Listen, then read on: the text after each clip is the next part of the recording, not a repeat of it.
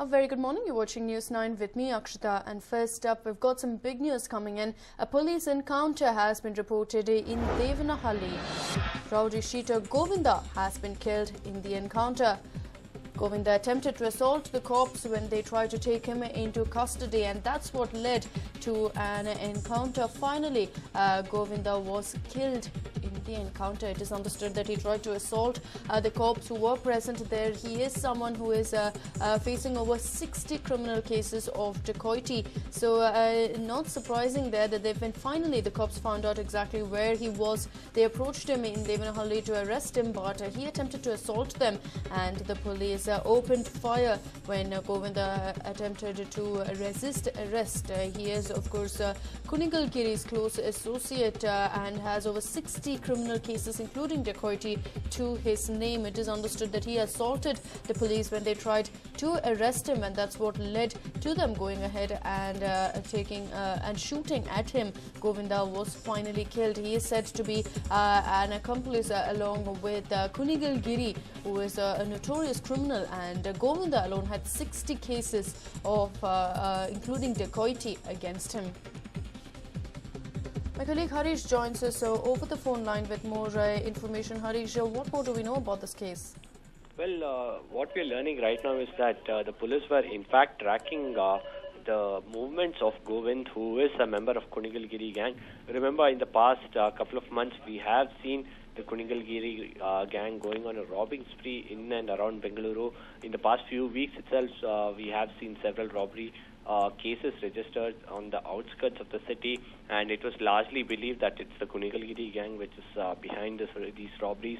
They had already arrested nearly 10 people from the gang, but others were still managing to go out and strike, and the police were a worried lot, and looks like they were tracking the movement of Govind, who was one of the key members in this gang. And this was a team that comprised of inspectors from different stations. They had Inspector Balegoda from Kamakshi Palya, and they had Inspector Satyanarayana from Batanpura Police Station, Prashant Babu from Kormangla, and Inspector Thakre from Whitefield Police Station, and Inspector Rangappa from Ashoknagar. So this was a proper proper investigation, as well as an effort operation by the police to try and nab him. But when they did approach him, and when they went to arrest Govind, that's when he tried to physically assault the policemen with lethal weapons, and the police claimed that they had no other option but to return fire. And in this encounter, Govind has lost his life, Akshita. Right, Harish, any word on whether any of the policemen present were injured? Right now, the information that is coming in is very sketchy. There is no report in yet on any serious injuries to the policemen. But the information is that Govind has been killed at the spot itself, Akshita. Right, Harish, thank you so much for joining us with all that information. But yet another encounter coming to light there, this time in Devanahalli, when a rowdy shooter Govinda was being taken into custody. He resisted arrest, leading to the cops going ahead and shooting at him. Govinda assaulted the cops, and that's when they shot at him. He was killed immediately. He has over 60 criminal cases to his name, including dacoity, and was a close associate of a rowdy shooter Kunigal Giri.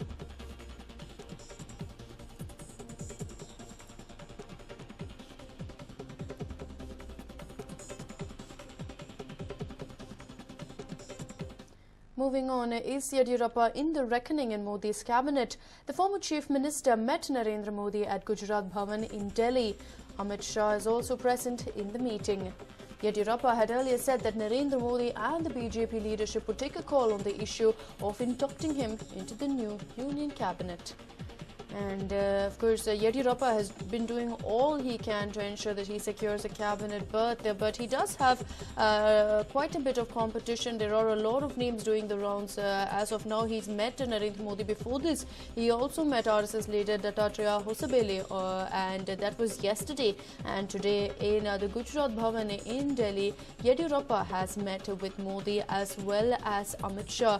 Remember, Yadurappa is not the only one going ahead and vying for a cabinet berth. We're looking at several Karnataka leaders, people who won these elections, the likes of Anand Kumar, Sadananda Gowda, Prahlad Joshi also vying for a place in Modi's cabinet. We'll have to wait and watch to see how exactly Modi allots a different sort of posts to all these leaders and ensures every one of them is satisfied with their role. There is a lot of questions on whether Yediyurappa will be given exactly what he wants, whether he will have a big role to play in Modi's cabinet, a meaty role at that, or will he be given a small role just to pacify him, keeping in mind that it's not of the best of reputation to have him in the cabinet. The BJP came under huge fire for re-inducting him. Yes, it did pay off considering that he did win from Shimoga, but at the same time several people did lash out at BJP for having someone with corruption allegations to his name in their fray, and if he is inducted into the cabinet, there's no doubt that there will be additional criticism.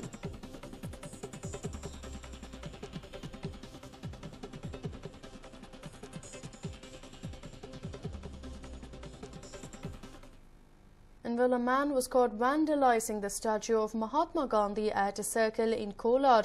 The CCTVs installed at the circle caught the man, identified as Manohar, vandalizing the statue.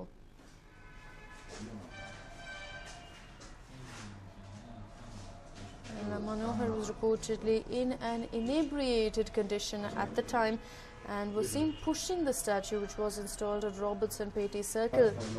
He has been taken into police custody after the incident.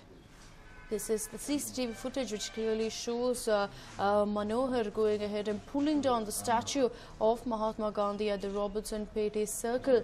It is understood that this particular man was in an inebriated state and did not realize that the CCTV cameras were capturing his every move. And of course he has been taken into police custody after the cops saw this particular CCTV footage. The next day, of course, they noticed that the statue was pushed down, noticed considerable damage to the statue which was in memory of Mahatma Gandhi, and immediately looked up the CCTV footage, and now they have taken Manohar into custody. He was in an inebriated condition is what is being said, and hence he claims he did not know what he was doing, but there's no doubt that he will be charged for going ahead and destroying public property.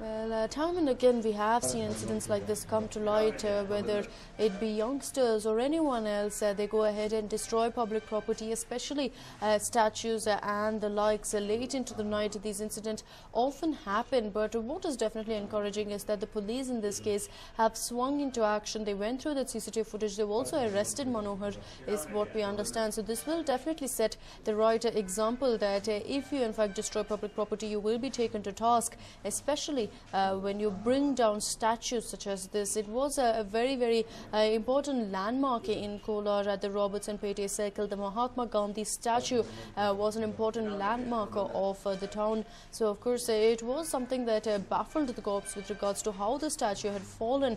It's been there for many years, and when they looked at the CCTV footage, they discovered that Manohar had in fact vandalized the statue.